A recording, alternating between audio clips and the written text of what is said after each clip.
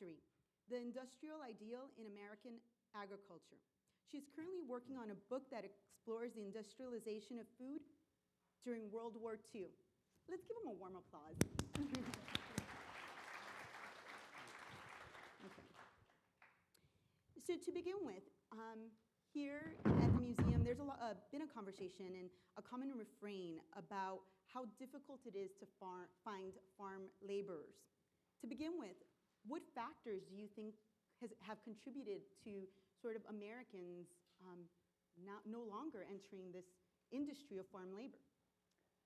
Well, thank you, first of all, Mireya, to yourself for moderating this panel, and to the Smithsonian for having this conversation today, which I think is a very important conversation about the politics of food and what it means for farm workers, the people that actually bring the food from the ground to the mouth, and what impact it has on them. And let me just say, farm work is really hard. The sun is really hot, and your back really hurts after having been doing all of that work. But that's not the reason why people don't stay in agriculture. The reason is low wages. The reason is few, if any, benefits. The reason is that you can't survive in a seasonal nature working full-time for the kind of wages that are paid.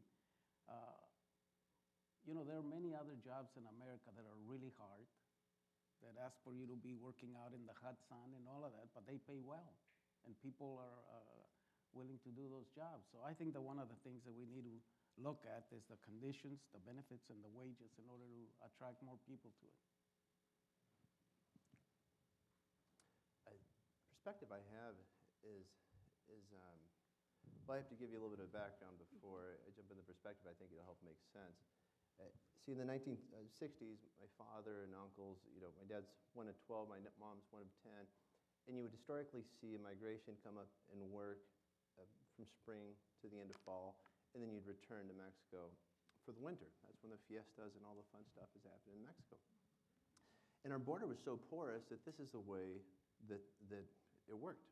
You'd come up, you'd follow what we called the corridas, the piece rate, where you could make pretty good wage paid by the pound, the box, the bushel, depending on what the commodity was. And my father would follow those up and down the state, up to Oregon, and sometimes finish up in Washington, and wrap it up in the winter and head south. We had a porous border, and this is the way it was from my understanding, 60s, 70s, and in the 80s.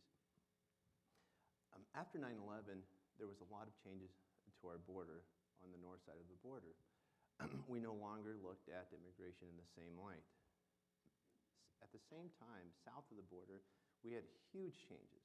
You see, in my parents' generation, the birth rate was in the 6.2, 6.4, I believe, in Mexico.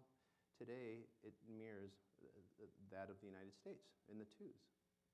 In addition to that, you had a political party that was in power for over 80 years in Mexico.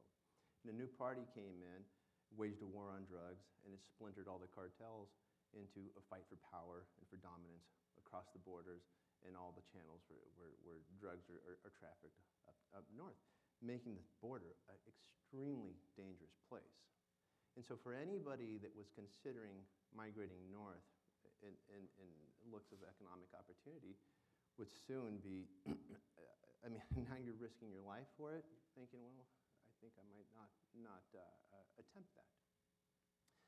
That in combination with what was called a coyote, or a guide that would guide through the Sonoran Desert or what have you, went from what seems to be $300,000, $500,000 to today's $6,000, $8,000 to upwards of towards $10,000 in some cases. Well, the economic feasibility, you know, you'd have family members over here pitching in, helping to bring their cousin over. It was no longer happening. So the instability at the border and the security, as much as the political rhetoric today says that, you know, we have an open border, I'd love to see where, has changed the influx of immigrant labor, I think, forever. I think those seem like very compelling reasons, and I would just want to extend the discussion slightly. You know, it's not as though The traditional farmers of the Midwest or of New England, they're not going into this kind of farming either. And when you talk to agricultural departments in the various Midwestern states about who is going to farm these farms when this last generation, it looks like the last generation of farmers leaves, who's going to do it? Why don't they start growing things that people want to eat instead of growing all of these grain crops that we don't really understand? Why don't they grow food, like for us? And, the answer is always the same reasons. It's really hard work. It's not subsidized. Those crops are not subsidized crops. They rot and spoil very, very rapidly. They're not completely mechanizable, and there's no benefit to it to anybody who's working those fields. And so you just aren't going to see. I mean, it's also a question of what's the next generation and 2 more generations of agriculture going to look like when those jobs continue to be. I would say they're going to become more plentiful, and there are going to be even fewer people who are willing and able to do the work because it's so it's very tough, difficult, horrible work. Deborah, can you tell us a little bit about the kind of technological sort of advances we've had that have shaped how agriculture, functions in America? Well, sure. I mean, the original mechanization of agriculture, I think, was really not what we typically think mechanization is all about. We think it's about mechanizing what people do. But in fact, the early work was mechanizing what animals do, getting rid of the oxen and the cattle, the horses that were pulling plows and doing that kind of work. And it was indeed in the West Coast that revolution first took place with mechanization of animal labor up and down the coast and then into the tablelands of the West. The next phase of it, though, was replacing what humans do and trying to mimic those activities that humans would perform in doing their tasks. You see the same thing in factory labor. That's what factory labor was all about, what mechanization was all about, mimicking the things that humans can do. And the same was true in agriculture. The same is true, by the way, in the agricultural and food industries, things like canning, the meat industry for sure. Some of the most dangerous industries there are the food, sort of the food byproduct and food production industries. So mechanization, generally speaking, has enabled food companies, I would say, to accelerate the process by which they produce this stuff and get it out the door. It has not done so with an eye towards safety or towards making workers' experiences any less stressful or dangerous. And that's been true across the board. I would say that probably the industrial sector, the basic industrial sector, has done a little bit better on that than the food sector has done in food processing, meat processing. And that's just, it's not lived up to the promise it might have had for making the lives of the workers more sensible. So if I may also add something to that, I was working in the fields in California when the cotton machines were brought in. There were maybe 100,000 people that used to work thinning, picking cotton, and doing all of those jobs to, not particularly well paid, that at least were a job.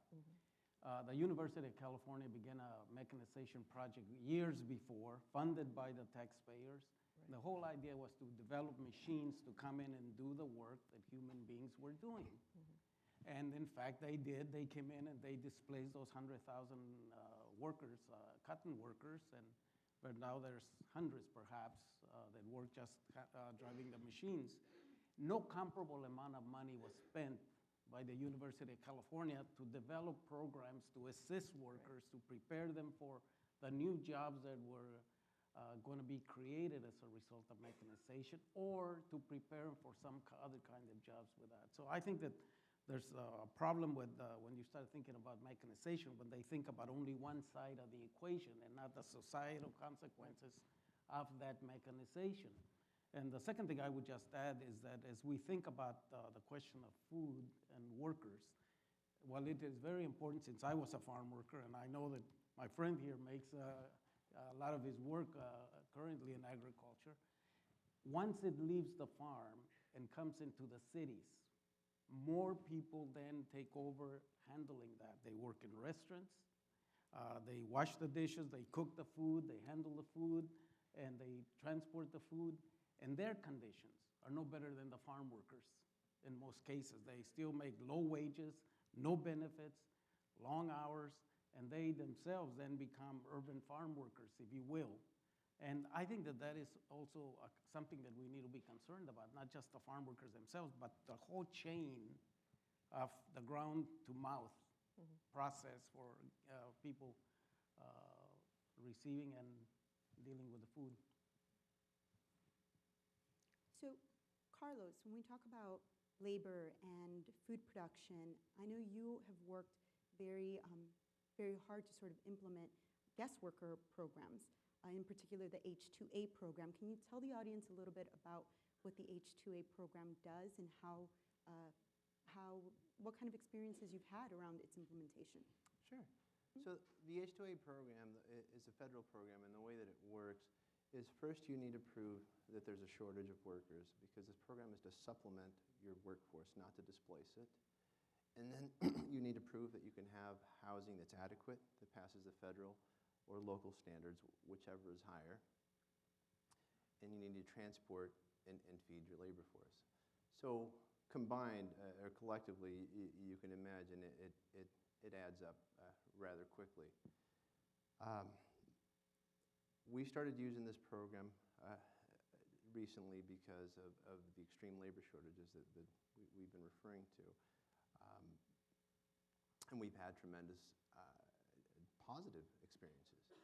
You're seeing, because of the dangers at the border and those that either choose not to cross or, quite bluntly, die trying, which I'm saddened to say is an honest fact. And then you see a program that you can actually put people in a chartered bus or a plane and bring them in with a visa, and they're no longer afraid, to say, hey, I'm okay here, where otherwise others, may be hiding in shadows. I think it adds a lot of integrity to the labor force, and so I see it as a program that it's a rough tool. It's not that easy to implement, and it certainly needs some adjustments, but it's a tool, nevertheless, that can keep our growers or farmers in operating, at least until whether technology continues to advance or, dare I say, Congress do something about immigration reform. Can I add something to that, please? Yes. My father used to be a bracero, which is an old program that existed during the 40s, where people were brought in during the Second World War, because everybody went off to war and somebody had to come in and do the jobs that they left behind. So my father and my brother were one of those, and they used to come here. And that program then was filled with abuses, where workers' rights were abused continuously, and they got, for example, 10% of the wages withheld. And theoretically, for when they went back home and that money disappeared, nobody knows what happened to it, whether it was the Mexican government, the U.S. government, or somebody made off with the money, and these people were never made whole. And that program was ended, and subsequently to that, other programs were added. But I do think that that's part of a bigger question, and you referenced to it. We need an immigration reform. We got 11 million people here without any documents. Many of them are farm workers, people working in the fields. Many of them are restaurant workers working here in Washington, D.C. They're also building some of these buildings around here. We need immigration reform, but we also need a way in which people can come to this country in the future without having to go through the border, like Carlos says, because that is really dangerous.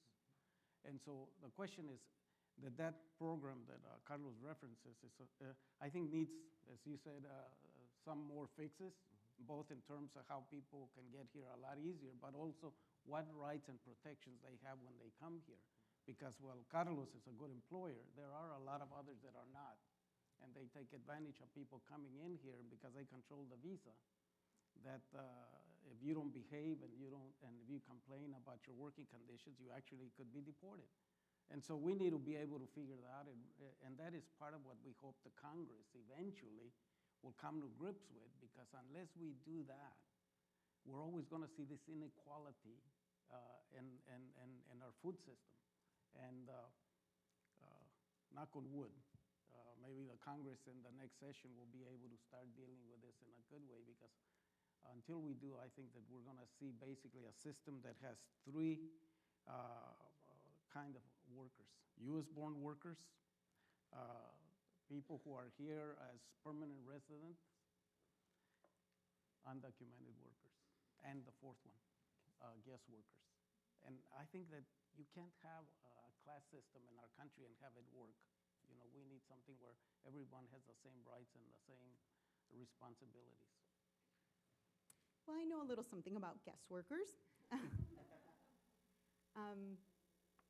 You know, and the Bracero program. And during the Bracero program, from 1942 to 1964, the Bracero program allowed a little over 4.5 million contracts to be issued, right?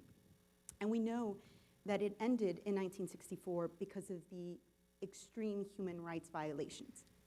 Extreme human rights violations. This museum has documented some of that, put it on exhibit as well. Do you see, Eliseo, any sort of tie between the end of the Bracero program in 1964 and the rise of the UFW? Well, I do. I think that in some ways it took the competition out, and then when employers had to then rely more on domestic workers, that allowed the workers to have a lot more bargaining power and more ability to influence their relationship with employers. And Cesar Chavez, who founded the United Farm Workers Union, actually began his career in Oxnard, California, where he had a dispute with some of the employers there who were hiring braceros rather than domestic workers. And so he cut his teeth on that and eventually organized the Farm Workers Union. And I think that brought it to the conscience of the American people that there was something wrong with our food system and how workers were being treated. And I think that that was all to the good, because that allowed the public to then also exercise their consumer power to help change the conditions of workers. But I would just add one more thing that I think is important for this conversation. As we globalize, a lot more of our food is going to come outside of the United States. You know, when I was in the 70s, there used to be a huge tomato industry, as well, you probably weren't born yet. But maybe your dad knew about it. There tomato workers that were working all throughout the San Diego County area. All of that moved across the border to San Quintin in Baja California, where there are tens and thousands of workers now, Mexican workers. Just recently, they all went on strike because of what they were being paid, like the equivalent of a couple of dollars a day, and they wanted to be paying more, and all of that produce flowed to the U.S. And so it's a question that is a problem not just within our borders, but outside of our borders, on how people are being treated in those countries that then send their produce and their food to us. Can we talk a little bit about who these workers are? Carlos, can you tell us a little, describe what sort of the average worker that you employ is like? Sure. So as I referred to earlier, you know, my parents' generation, it was a huge single men from Mexico. We had a porous border, the proximity, that's what existed for about 3 decades. Today, I believe we see a bit more of a population from Central America who's willing to take the risk. As I mentioned earlier, because of the issues on the Mexican border on both sides, and the fear, you know, the mass deportations we've been seeing here in the past 8 years, there's not many that are willing to take the risk, you know, and say, well, I'm going to go over there and possibly be separated from my family. And so Central America, because of the, terrible gang violence that they're suffering, interviewing employees, workers or family members or those that have arrived is something I'm very passionate about. But hearing the stories are gut-wrenching. And when you hear what they're running from, you understand why you would pack your bags and leave overnight. So I see a lot of it changing into Central America. I'm seeing less of people, come from Mexico as we see, in my father's generation. If I can add, his father came from a state next to mine in Mexico to work as a farm worker, right? Absolutely. He worked in the fields really hard, put his kids through school, and you were telling me that some of your sisters then went to medical school. Cousins, yeah. And so that next generation, that fulfills the dream of every immigrant when they come to this country about their kids doing better than they did. And therefore, they make huge contributions to our society. And that's who's out there working in the fields. And the more opportunities that they have, the more they do for our country. Which I think is a great point that Eliseo mentions, that the household I was raised in, farm work was looked as a stepping stone. It was never, you were never taught as a child that, drink your milk, eat your Wheaties because I'm going to have you work in the farms. It was looked at as, hey son, my father had a college education, my mother has a third grade education, but for him to come and swallow his pride and work in the farms, to sacrifice, leaving home, okay, was a big sacrifice. And so when you do that, you hear about it at the kitchen table. Like it or not, when you're a kid, you don't understand it. But as you get older, it does get you teary-eyed thinking, wow, thanks, Dad. I don't know what I would do trying to, pull away from my home, to go to a foreign country. But this is why, they're pushing education, saying, hey, I did this because I didn't have a choice. I came in and took the job that was made available to me, that, you need to take it to the next level. And so I think that sometimes there's a misconception in farms on why aren't, farm workers farming, or the next generation farming. Well, some of us, want to run far away. I should have been a doctor and listened to my mom, but I stayed on the farm. But, there's many that aren't willing to go on that. And I think, races aside, you see this across the Midwest, across the country. I think you see a lot of that generational transfer, suffering across the nation. Well, my family comes from a really tiny agricultural village in Guanajuato, and many of my earliest family members entered at the agricultural industry in the U.S.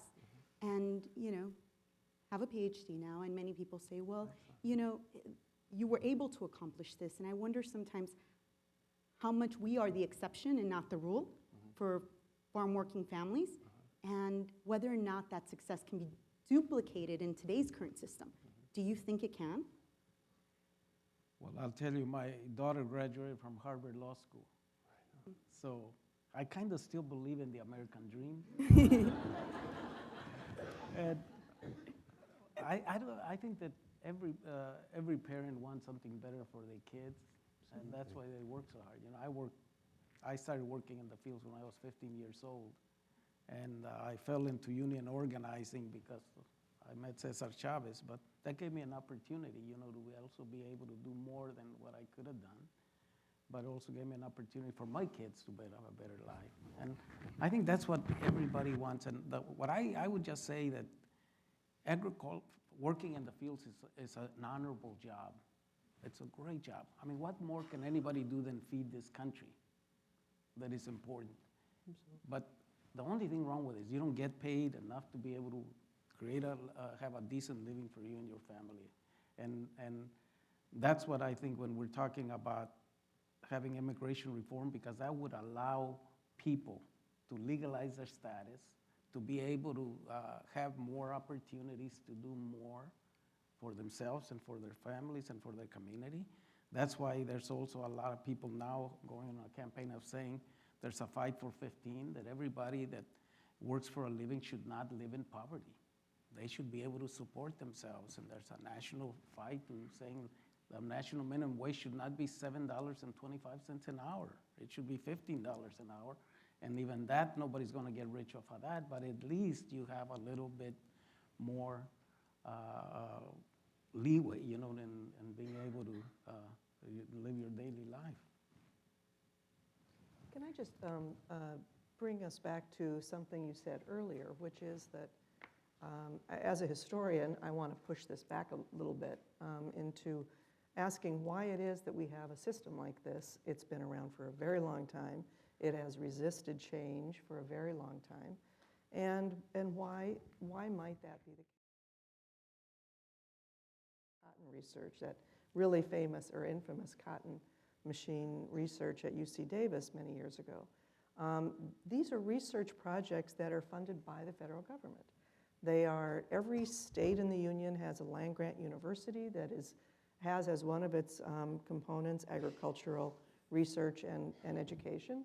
Those faculties come up with projects that are important to the state they work in. Typically, they put these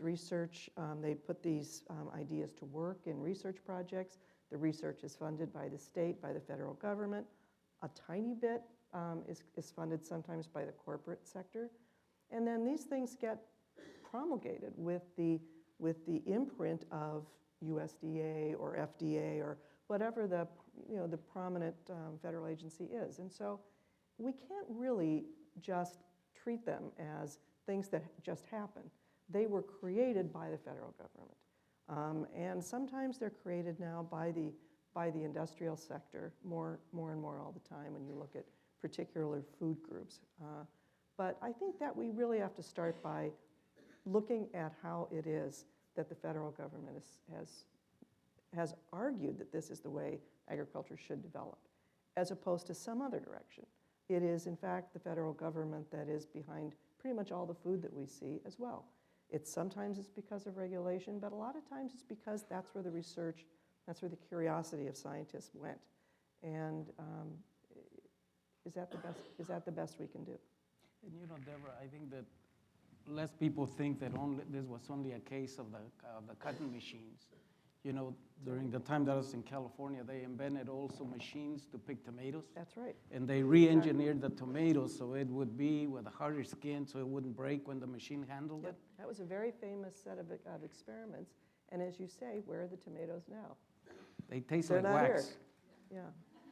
Yeah. And then now, Carlos and I were talking. He says now they have a machine for picking wine grapes, so that also is all putting workers out of jobs. And so that is the question that we need to think about is where is the balance for society when you start figuring out how you're going to spend your money in terms of food production or any other things that are priorities. Carlos, I have a question for you. Yes. You know, in this sort of whole, food movement, there's this fantasy, a romantic fantasy of, these small farms that are almost like non-for-profits instead of farms, and us eating things that are produced by a farmer, not a farm worker, that are picked by a farmer, or owner of the farm, and not a farm worker. Do you think that, most Americans could be fed through this model of the romantic small farm? I'll jump on your dream, and we'll add that we'll get it picked by angels and delivered by goddesses. But I would say that in my little neck of the woods, an average acre costs $68,000. As much as I would love to go into farming myself, I don't have that type of pocketbook. And as you know, in farming today, you can't raise your family on an acre or 2 acre farm.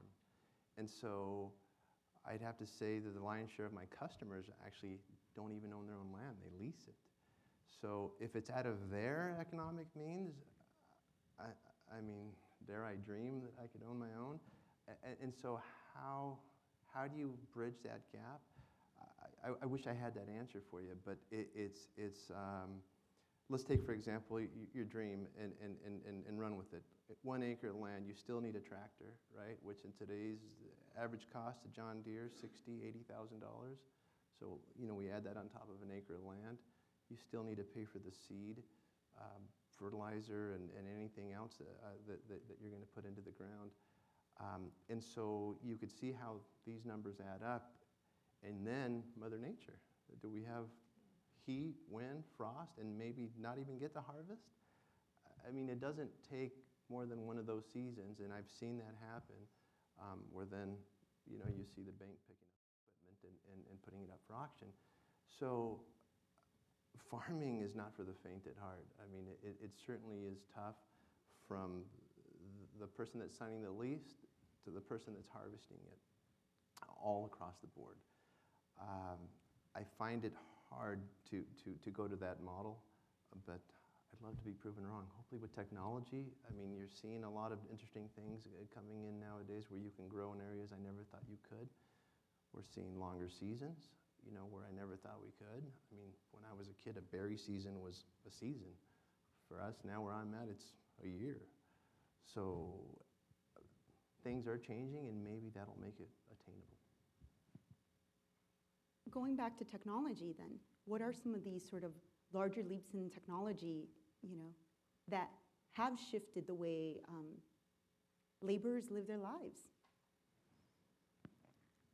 I think the technologies that have really made a difference tend to be the large ones. The, you know, refrigerated rail cars back in the 19th century.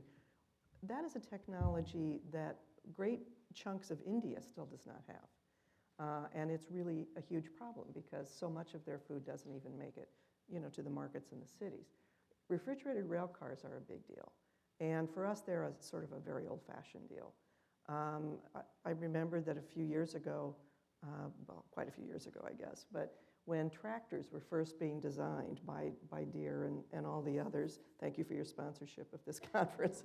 I remember when they said, you know, the day of the future is upon us. We have computers on our tractors and our combines that can measure how much fertilizer to put on this little piece of land and how much over there and how much irrigation and to sensitize the whole field so that everything would be used in its right measure. And the idea that farmers would be able to buy these things, never mind keep them working, was just, it kind of boggled my mind. And I thought that may be the technology of the future, but probably not for a really long time, because those are complicated systems that cannot possibly survive in nature. I don't know. I'm not a farmer, so maybe it's come further than I thought, but I think the big technologies are the ones that have made a difference. You know, you talk about the year-round strawberry, that also came out of a place like UC Davis. That's another kind of federally funded research that is designed thinking this will make it great for everybody. I don't know if it does.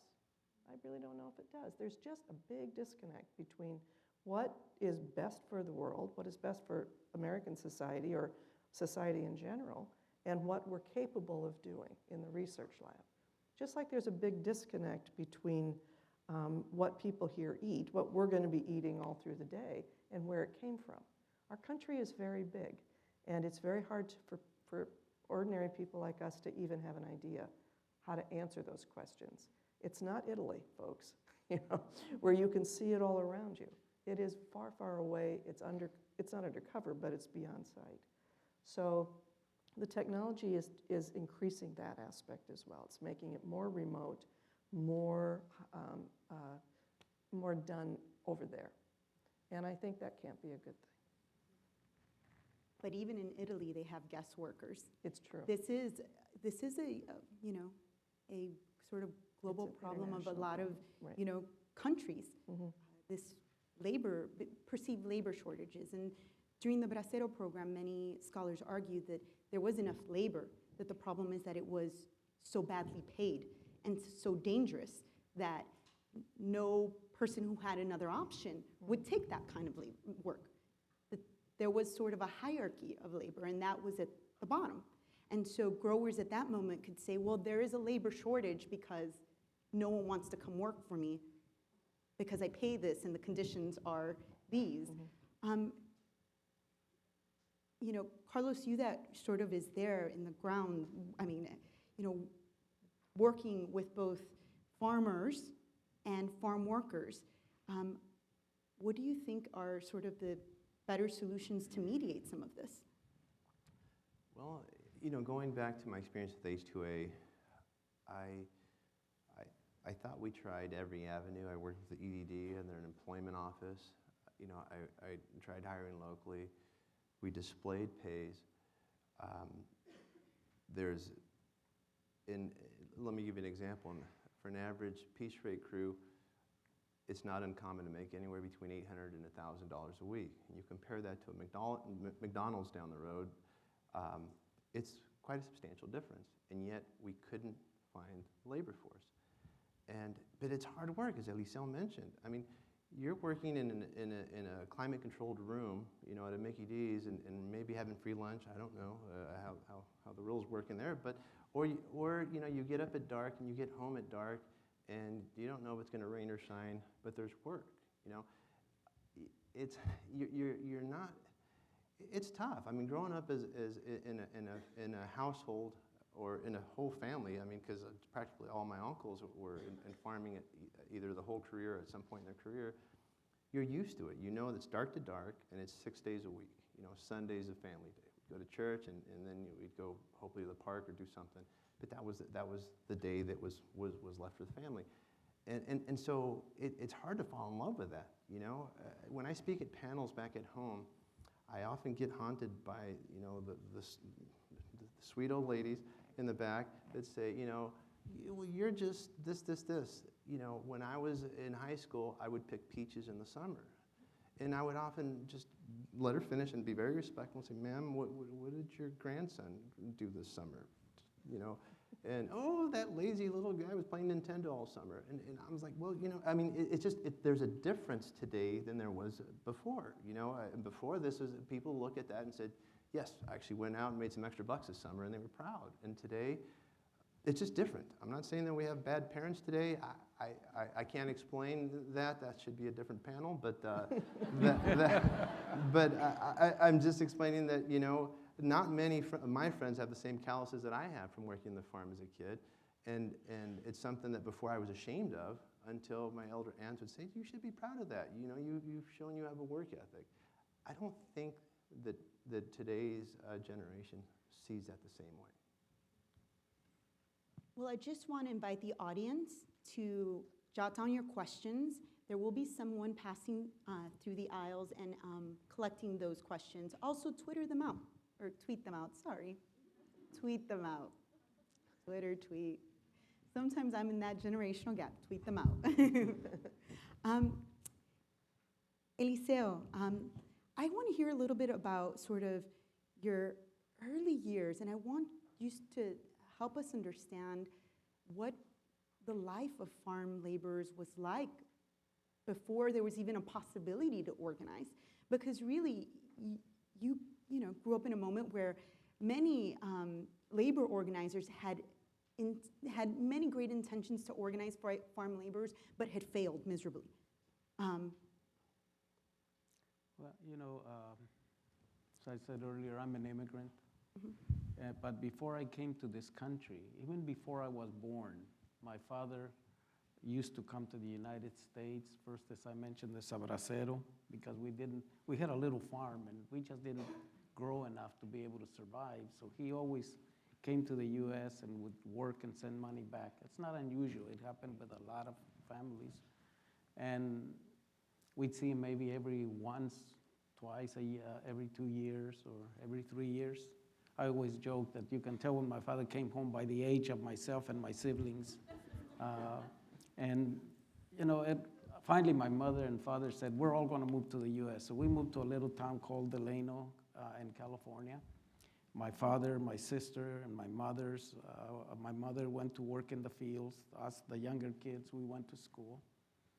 I left school at the age of 15, and prior to that, I had heard about the low wages and the mistreatment and all of that. And at the age of 15, I saw it. I learned about it firsthand. I started making 80 cents an hour. Where Carlos is from, it's nice and cool. In the Central Valley where I was working, it gets to be about 115 degrees. and you're working in the vineyards. There was no toilets in the fields, no cold drinking water. If you needed to go to the bathroom, you needed to go hide behind a tree or underneath a vine. And you wanted water, you had a corrugated sheet tank. It was more soup than water. And if you complained, you were told, you don't like it, quit. Somebody else will take your job. But I thought that's the way it was in America. This was in the 60s when I was working in the fields. And I didn't know, I thought that's the way it is for life for immigrants in this country. And I always thought it was that way until I met Cesar Chavez, who was the first one that talked to me not about our problems, because we all knew what our problems were. We just didn't know we could do anything about it. He talked to us about what we could do if we organized and spoke up and stood up for ourselves. And that was, my case was not unique. That was the life of every farm worker. And I remember when we got here, and at 4 a.m. sometimes we get this big knock on the door. And we'd open the door, and then they shine a light on your face. It was the Border Patrol checking for undocumented people. And again, I thought that was normal. That's the way things were. And then there'd be blockades on the way to go work, again, checking for papers. But even we had no cell phones then, but we're really good at passing the word. Don't go on 4th Street, go over on Cecil Avenue, because there's nobody there. So we could get to work. That was the life of it, and it wasn't until the union came along that things began to change, because we were able to speak up for ourselves. Thank you very much. We're going to move on to the question and answer portion of the discussion, and so we'll take questions that have been collected from the audience. We got some great questions, and of course one that really connects to history. Do any of you want to speak about the relationship between what we've discussed today and the legacy of slave labor through the exploitation of Black people through American history? I mean, interesting. Oh, go ahead. I mean, for me, a lot of the sort of connections that I ask myself is, how do these marginalized communities become the communities that pick our food? First, African Americans through slavery, and then, by and large, Latinos. How do Latinos become the exploited and exploitable group? I think for me, the real crux of this question lies on questions of citizenship. And so early on, when we think about slavery, these are people that are denied citizenship. They're denied the possibility to exercise citizenship. And I think in the same way, we create a population now that is denied that really basic right of citizenship and all of those things that it entails. And so we continue to criminalize this population in a way so that we can say they are unworthy of that citizenship. They are unworthy subjects of that citizenship. Therefore, they can be easily exploitable. And we can say things like, that you were told in the fields, if you don't like it, then move on. Eliseo, you would have more insight in that. You currently work squarely in immigration reform. But it seems to me the question of slavery was they wanted people to come and work the cheapest way they could do it, and by owning them. People were not paid wages, they were given housing and all of that. When slavery was abolished, then they tried to figure out how they could continue to get cheap labor. And I always think from my experience is, for example, what happened with the Chinese Exclusion Act. What happened when there was a law that Filipino farm workers that were brought here, there was a law against women being brought, and they had to come by themselves. It was against the law for them to marry white women.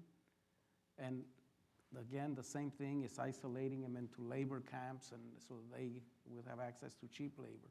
What happened with the Bracero program, in many cases, was some of the same problems. And it's always been about economics.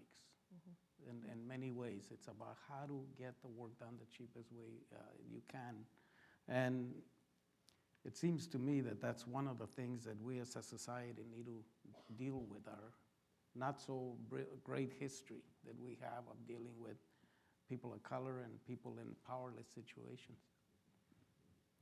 I just want to add that although it is tempting to see these systems as part and parcel of something, I would, with all due respect, say that owning people who you enslave is a little bit different than the Absolutely. kind of situation we're talking about, Absolutely. as we see in slavery in America. And it did take a civil war to break that up. So let's hope that's not what it takes to transform a situation or a system in which people are seen to be permanently stuck at a certain level of society or being stuck at a certain economic dependency. So next question connects to that idea of economics being at the root of this subject. What kind of economic buy-in needs to exist for different institutions in the United States to change the practices of farm labor? It's a question for each of you. Can you read it again? Sure. What kind of economic buy-in does there need to be from institutions across the United States, not just from farm owners, to change the policies that we're discussing today? The federal government needs to take another look at the way in which they incentivize the system that generates this sort of arrangement. You know, we think a lot about regulation being a function that punishes bad behavior, but we don't think as much about regulation as being something that incentivizes good behavior. And I think on both ends of it, the federal government could do a lot more, and you've named some of the ways the federal government needs to take a stronger role. That's where it all starts. And so the federal government could make a big, have a big impact on food production, which would have carry-on effects on the laborers who produce that food. There are a lot of directions to hit at this with. If the federal government believes that creating a just society, creating a healthy society are priorities, and that they are more of a priority than supporting multinational food producers, for example. I would say that part of it is clearly the policymakers, the Congress, state legislature, governors, the president, need to decide that an issue is important enough. Unfortunately, too many times, there's a finger to the wind complex on tough issues. And I think that it's important that there be all parts of society, that there has to be a consensus that we need to do something in order for the politicians to follow and do something with it. And so to some degree, in this case, I think consumers have a lot to say. And yeah, it might mean that you pay a nickel more for a head of lettuce in order for the workers to be able to make a decent wage. But people need to understand that, we can't have a system that's based on people being kept in poverty. And that takes a consensus among all of us, not just simply the Congress. And I think that if we're able to do that, that it'll eventually force the change. And I think we see it in immigration, where we now have most of the stakeholders. We got business that knows they need immigration reform. We have a religious community knows we need immigration reform.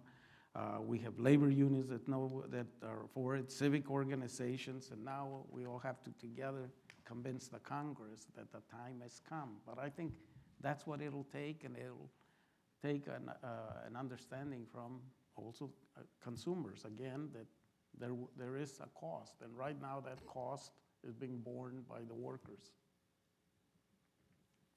So several people have brought up the example of the Coalition of Immokalee Workers that has certified certain fast food companies as having fair labor practices. But the question is, when we're in the grocery store and we're going about our daily lives as food consumers, how do we know what food was picked, processed by people who have been treated fairly versus people who have not? How do we make this more visible? I think that one, I'll reference a few things that were mentioned earlier on a few of the previous questions, I think, to build up to that. My dad was one of the youngest of the 12, and so the elders, my eldest uncles that did get to come in the Bracero program, and seeing, every generation, 'cause I think my grandparents were like Eliseo mentioned, where every child was born like in September, because when Grandpa would go back home and visit, there was 12 children. And to see the difference and to hear them speak, even today, thank God I still have my eldest uncles, it's fascinating listening to the history of farm labor from their perspective. To hear the injustices during the Rosero program, from comparing one farm, and then coming back on a following year to a different farm and seeing like, wow, what an awesome treatment. It gave hope that there was actually some great farmers that did a great job, and there were some that at that time weren't doing such a great job.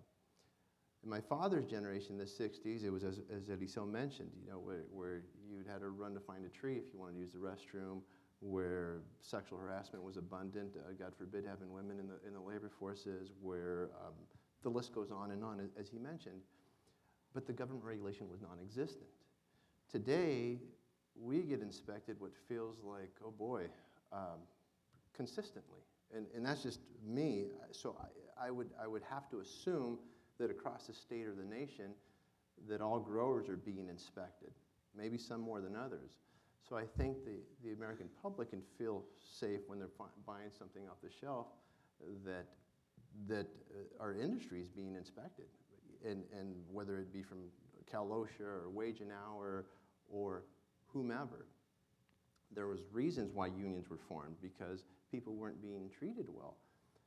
And if that created people, the opportunity to look over their shoulder and said, hey, if I don't walk a straight line, this is what's going to lie in store for me. And it makes them behave better than excellent. Then I think justice has been served. So I think as a consumer, you could feel safer about the commodities being served, that there isn't any mistreatment of the labor force. And I do understand there's exceptions to every rule, and I do understand that there's terrible cases that are explained every year, but I think percentage-wise, we're speaking of a small percentage of the population, and those are the ones where I think our legislators and our prosecutors should focus on. But poor pay is itself mistreatment of the workforce. But I would argue that the poor pay, for example, and he still made an excellent explanation. All the funding goes into UC Davis, right, for bringing a cotton picking machine, right? And yet there isn't a fair amount of money put into Davis to educate a labor force to transition into something else, those that were in cotton picking, maybe even to work on the cotton gin, mechanics or what have you. And so I think those are very clear cases of where we could have put some political pressure to help, right? And so I find that that's where these forums are excellent, because we can help educate. Here's where you need to speak to your local politicians and say, hey, if you're going to fund this with our tax dollars, make sure that you actually complete the cycle, because then there's going to be some economic justice across the board. So I would just add that, there clearly are, as Carlos said, people with work piece rate that do well during the season. The vast majority of the workers work by the hour, though, and they don't make that kind of money. And it seems to me that one of the ways that consumers in the past have had an impact is by demanding identification of fair practices. I know they did it, I think it was with Nike's shoes and with others, so that there is a way that you could begin, and you also rewarded the good actors. That's right. By saying we're going to have a premium. You create an incentive for people changing the pattern, because it'll be good for business, it'll be good for them.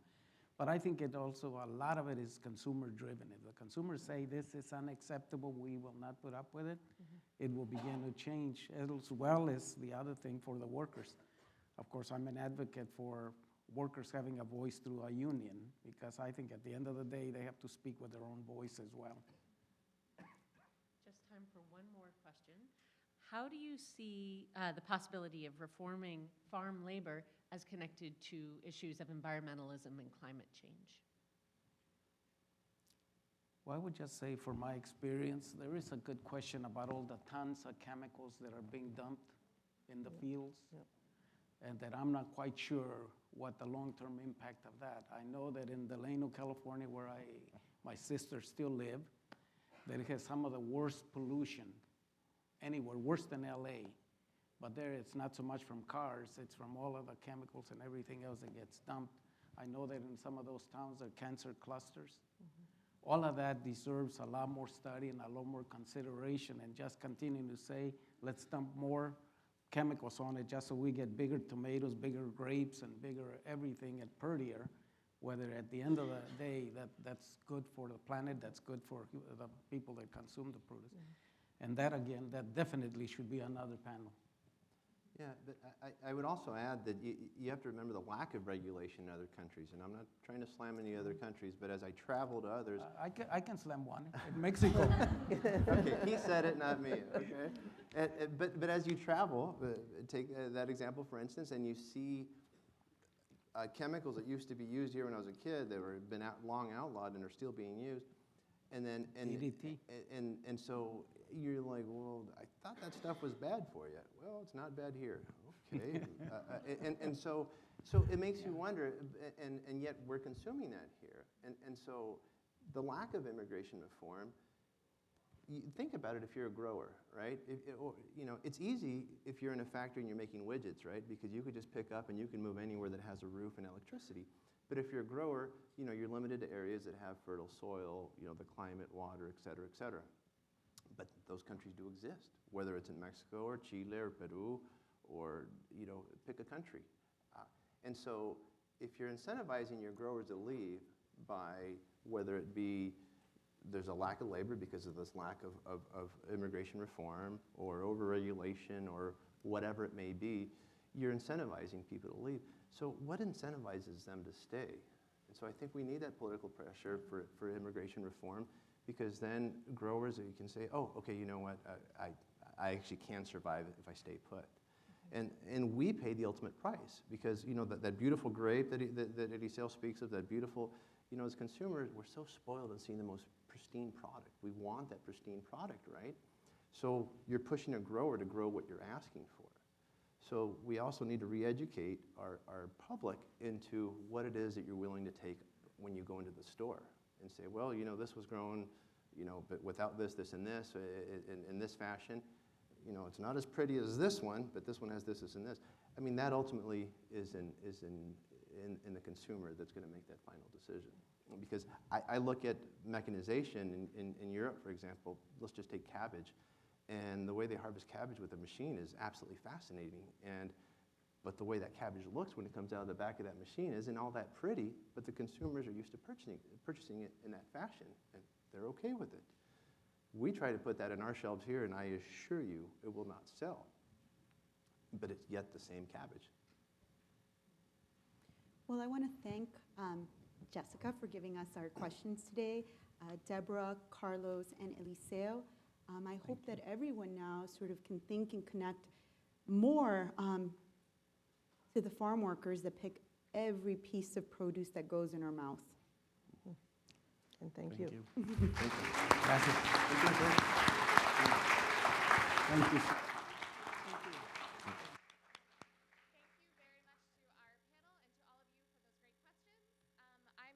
Only thing standing between you and lunch, so a few quick announcements. Right now, Mireya and Deborah will be signing their books in the lobby. They'll be joined by artist Carmen Lomas Garza, who has created an ofrenda installation in the exhibition American Stories that pays tribute to her grandfather and takes the theme of a garden on and talks a little bit about agriculture. She'll be signing her books. We also have National Museum of American History curators Steve Velasquez and Paula Johnson out at the book table. They will be signing a new book that is not even out yet, so we have some early copies just for this audience. The book is aptly titled Food and Museums. Steve and Paula have a chapter in the book, and it's a great look at what we do here at the museum and what other museums are doing around the world. There is also lunch available for purchase downstairs in our Stars and Stripes Cafe. You'll see some signage as you enter the cafe to a special seating area. We hope that you'll all have some great discussions, and you can't have a food talk without eating food together and talking, so that's all on you to go do now. And then we'll see you back here for our third panel of the afternoon that begins at 1:30 p.m. on the politics of labeling. See you then. Thank you.